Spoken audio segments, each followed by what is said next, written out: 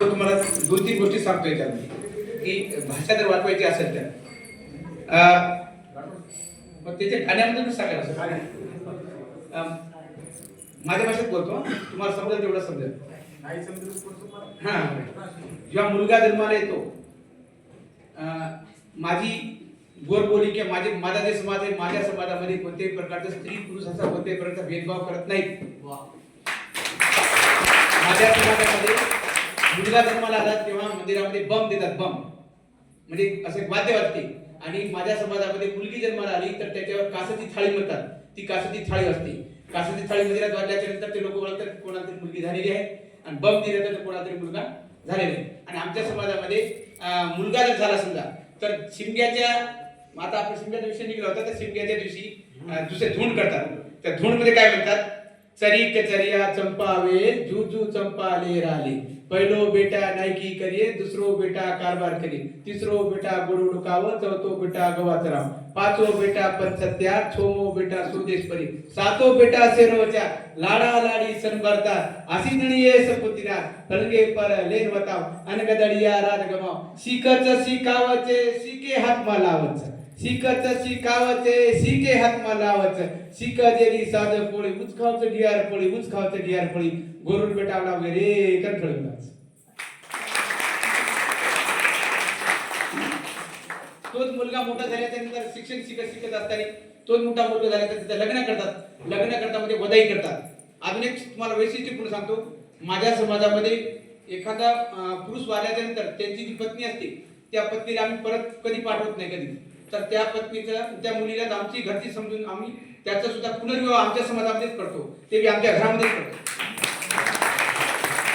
तर त्यावेळेस काय करतो की नवरदेवाला बसवतो, नवरदेवाच्या बाजूला लहान भावाला बसवतात आणि बसवल्यानंतर सुई गरम करतात. सुई गरम करून त्याला डाग देतात. आणि डाग देण्याचं कारण काय, जसं आपल्याला एखादा किळा बुडला काय बुडला तर आपल्याला ते बिबोड्याचं देतात ना गरम करतात का, तशा प्रकारचं आपल्या तोंडाचा नायक कारभारी बसून काय म्हणतात, वदाई करतात.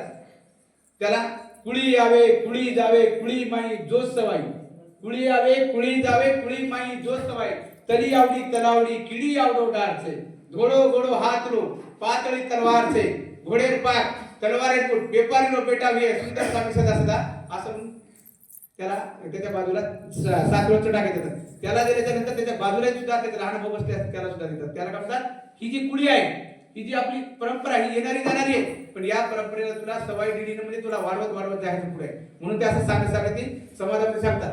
त्याच्यानंतर आमची जी बहीण आहे, आमच्या बहिणीचं लग्न वगैरे करतो त्यावेळेस सुद्धा आपल्या इकडे पाहायचं की 2-3 दिवसात लग्नाचा कार्यक्रम होता. आमच्या इथं कमीत कमी 8 दिवसाचं लग्नाचं मोसम सुरू आहे. सर माझ्या लग्नामध्ये मला 7 हळदी लागली होती.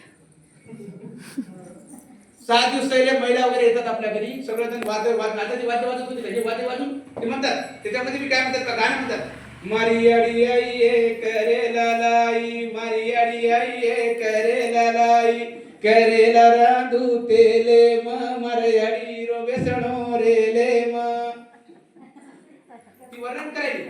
मारी अडी आई ये करे लालाई, मारी अडी आई ये करे लालाई, करेला रांधू तेले म मरयाडी रो बेसणो रेले म. एवढी मोठी परंपरा आहे.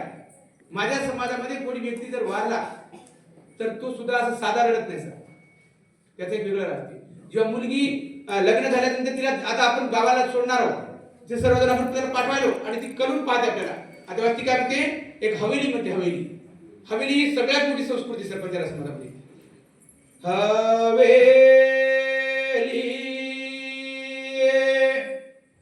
छूट मत जाए जाए मारे बापुरी हवेली,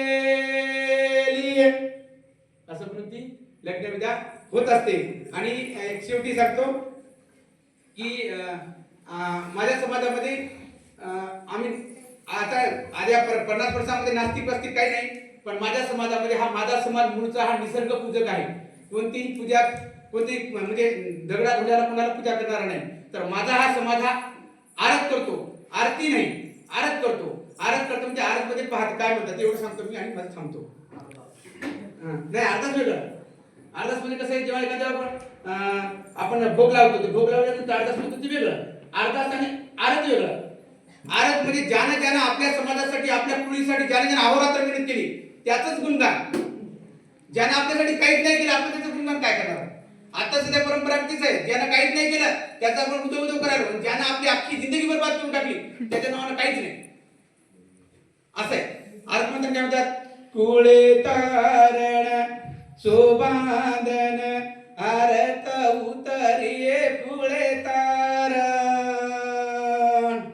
पाडे म पाड कुळचो मोठो वियर कुळे तारण, पाडे म पाड हिमालया मोठो वियर कुळे तारण, कुळे तारण शोभादन आरत उतरिये कुळे तारण, गंगा नदी मनदी मोठी कुळशी वियर कुळे तारण, नदी मनदी गंगा मोठी वियर कुळे तारण. ज्या ज्या समाजामध्ये ज्या ज्या लोकांनी हे व्यक्त केले त्या समाजामध्ये ती गाणं आपल्याला सादरतात. त्या गाण्यातून काय सांगतात की आमच्या समाजाची तिसरी जी मुलगी असली, दुसरी ती मुलगी असली तर ती सुद्धा काय करते, आपल्या समाजामध्ये ज्याने ज्याने ऋण फेडले त्याचं ती गीत बोलते. आता एक कडवं सांगतो मी. ती लहान मुलगी असते आणि दिवाळीच्या दुसऱ्या दिवशी गोधन पूजन म्हणतात, आणि गोधन पूजन मध्ये ती मुलगी त्याच्या भावाला म्हणते, मुलगी त्याच्या भावाला म्हणते, काही खावत तारो काढू रे विराणिया. भावाला विरडे म्हणतात.